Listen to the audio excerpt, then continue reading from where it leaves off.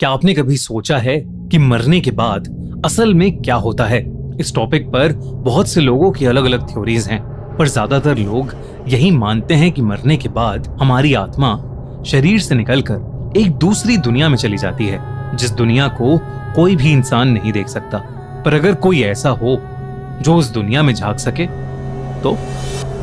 ये कहानी कोलकाता में रहने वाली नयनतारा की है। नयनतारा तब बस सिर्फ 6 साल की थी। उस दिन भूत चतुर्दशी का दिन था और इसलिए नयनतारा अपने परिवार के साथ भगवान भूतनाथ के मंदिर दर्शन करने आई थी। नयनतारा उस मंदिर में जाते ही इतनी खोसी गई कि उसके परिवार वाले कब मंदिर से निकले उसे पता ही नहीं चला। मंदिर के पुजारी को अचानक किसी जरूरी काम से जाना पड़ा और क्योंकि वो नहीं जानते थे कि नयनतारा अंदर है, उन्होंने मंदिर बाहर से बंद कर दिया। कुछ ही देर में सूरज ढल गया और रात हो गई। नयनतारा उस मंदिर के अंदर बिल्कुल अकेली थी। तभी अचानक उस बंद मंदिर के दरवाजे से आर पार होते हुए लोग अंदर आने लगे। देखते ही देखते अंदर एक भीड़ जमा होने लगी। सब लोग बहुत अजीब से दिख रहे थे। ये लोग आम नहीं थे। ऐसा लग रहा था कि ये सब मरे हुए लोगों की आत्माएं हैं। बेहद डरते हुए नयनतारा मंदिर के कोने से छुप के उन्हें देख रही थी।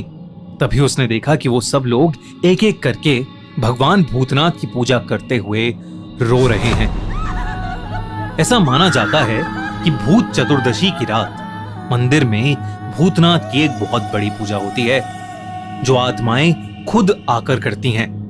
वो आत्माएं अक्सर अपनी मुक्ति की आस में वहां आती हैं। नयनतारा ने इस कहानी के बारे में तो सुना था, लेकिन आज वो इस सच को खुद अपनी आंखों से देख पा रही थी। तभी उनमें से एक आत्मा का ध्यान नयनतारा पर गया और वो गुस्से से उसे देखने लगा। उस आत्मा का चेहरा नयनतारा को बहुत ही भयानक लग रहा था, लेकिन तभी नयनतारा ने उससे उसकी पीड़ा पूछी तो वो शांत हो गया। धीरे धीरे नयनतारा ने वहां मौजूद सभी आत्माओं से एक एक करके बात की और तब उसे ऐसा लगा कि उसकी जिंदगी का यही उद्देश्य है। उसने अपना आत्माओं को देखना और उनसे बात करना भगवान भूतनाथ का एक वरदान माना। जैसे जैसे वो बड़ी होती गई, उसने अपनी इस शक्ति को मरे हुए लोगों की आत्माओं को मुक्ति दिलवाने में लगा दिया।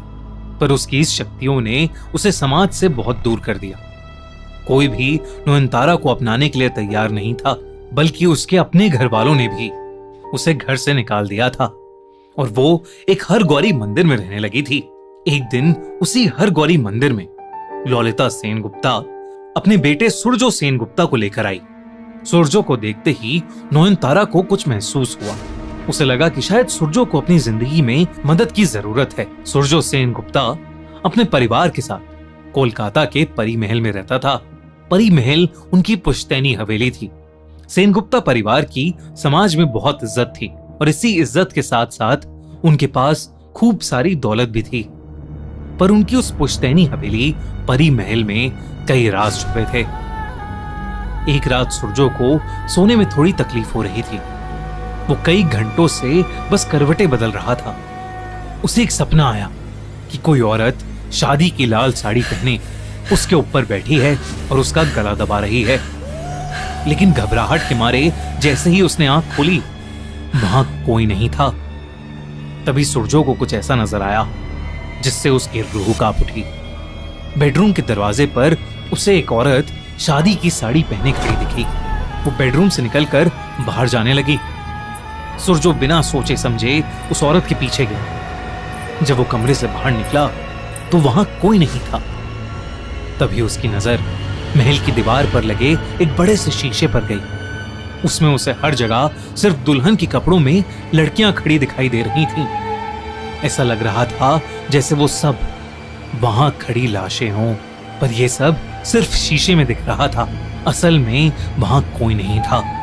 तभी उसे किसी औरत के रोने की आवाज ऊपर वाली सीढ़ियों से आई। वो सीढ़ियों के पास गया तो उसने देखा कि वही लाल साड़ी पहने औरत सीढ़ियों पर सर झुकाए बैठकर रो रही है। वो और पास गया तो उसे उस लड़की के पैर दिखे जिन पर मेहंदी लगी थी, मानो किसी दुल्हन के हों। इससे पहले कि सुरजो उससे कुछ पूछता, उसकी आंखों के सामने वो पैर उल्टे हो गए और तभी उस लड़की ने सुरजो को घूर कर देखा। सुरजो उसका चेहरा देखकर सुन पड़ गया था, क्योंकि वो और कोई नहीं बल्कि उसकी मरी हुई मंगेतर शाओली थी। ये देखकर सुरजो अपनी नींद से उठ गया। वो असल में एक बहुत बुरा सपना देख रहा था। उस दिन के बाद से सुरजो को ऐसे ही बुरे सपने आने लगे थे। इसीलिए सुरजो को हर गौरी का आशीर्वाद दिलवाने के लिए सुरजो की माँ ललिता उसे पास के एक हर गौरी मंदिर ले गईं और उसी मंदिर में उनकी मुलाकात नयनतारा से हुई। ललिता ने नयनतारा को देखते ही समझ लिया था कि सुरजो की जिंदगी को ये लड़की ही बदल सकती है। इसलिए उसने नयनतारा और सुरजो की शादी करवाने का फैसला किया। शादी के बाद सुरजो नयनतारा को परी महल में ले आया था, लेकिन नयनतारा को जरा सा भी अंदाजा नहीं था कि परी महल में कितने सारे साए और कितने सारे राज उसका इंतजार कर रहे हैं। पर परी महल में भी उन सायों को यह नहीं पता था कि नयनतारा कोई मामूली लड़की नहीं है। नयनतारा सुरजो से शादी करके बहुत खुश थी, पर सुरजो ऐसा महसूस नहीं करता था। शादी की पहली रात ही सुरजो ने नयनतारा को कह दिया था कि उसने ये शादी सिर्फ अपनी माँ ललिता के कहने पर की है। नयनतारा को इस सुनकर बहुत बुरा लगा, पर वो जानती थी कि समय के साथ वो सुरजो का दिल जीत लेगी। उस रात नयनतारा पानी पीने के लिए किचन गई। जैसे ही वो वापस कमरे में लौटी, नयनतारा का दिल दहल गया। सुरजो के बिस्तर के ठीक ऊपर एक लड़की हवा में तैर रही थी। उसने एक शादी का जोड़ा पहना हुआ था और उसकी आंखें गुस्से से लाल थीं। नयनतारा ने उसे देखते ही कहा, कौन हो तुम? मेरे पति से दूर हो जाओ। उस लड़की ने तुरंत नयनतारा की तरफ मुड़कर देखा और कहा, तू मुझे देख सकती है, कौन है तू? और तब नयनतारा ने उसे भगवान भूतनाथ से मिले अपने वरदान के बारे में बताया। नयनतारा की सच्चाई सुनकर उस लड़की की लाल आंखें शांत हो गईं और वो रोने लगी। इससे पहले कि नयनतारा कुछ और कह पाती, पीछे से सुरजो की आवाज आई, कि तुम किससे बात कर रही हो? वो आत्मा तुरंत गायब हो गई और नयनतारा चुपचाप बिस्तर पर आकर सोने की कोशिश करने लगी। नयनतारा अपने दिमाग को शांत ही नहीं कर पा रही थी। उसे समझ ही नहीं आ रहा था कि वो औरत कौन थी और नयनतारा की बात सुनकर क्यों रोने लगी थी। इसी उलझन में नयनतारा बिस्तर से उठकर उस औरत को परी महल में ढूंढने चली गई। रात के अंधेरे में परी महल बहुत ही डरावना लग रहा था। उस महल की हवा में एक अजीब सी घुटन थी। नयनतारा उसे हर जगह ढूंढने लगी। तभी एक बंद कमरे से आवाज आई। जब नयनतारा उस कमरे में घुसी तो उसकी रूह कांप उठी।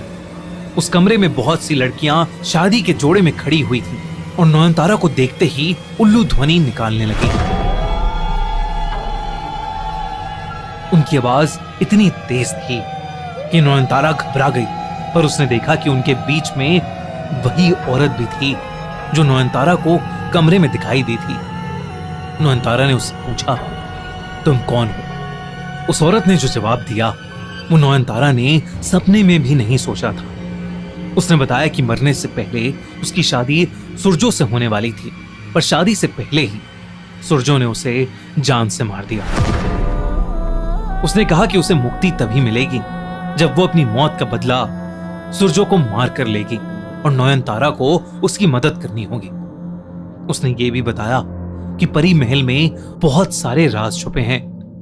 जो जैसा दिखता है वो वैसा है नहीं। तो आखिर अब नयनतारा क्या करे? तो क्या वो उस आत्मा को मुक्ति दिलाएगी या अपने सुहाग की रक्षा करेगी? क्या है आखिर परी महल का राज? और क्या सच में सुरजो ने अपनी होने वाली पत्नी को जान से मारा था? ये सब कुछ जानने के लिए देखिए नयनतारा 9 जून से हर रात 8:30 बजे सिर्फ कलर्स टीवी पर।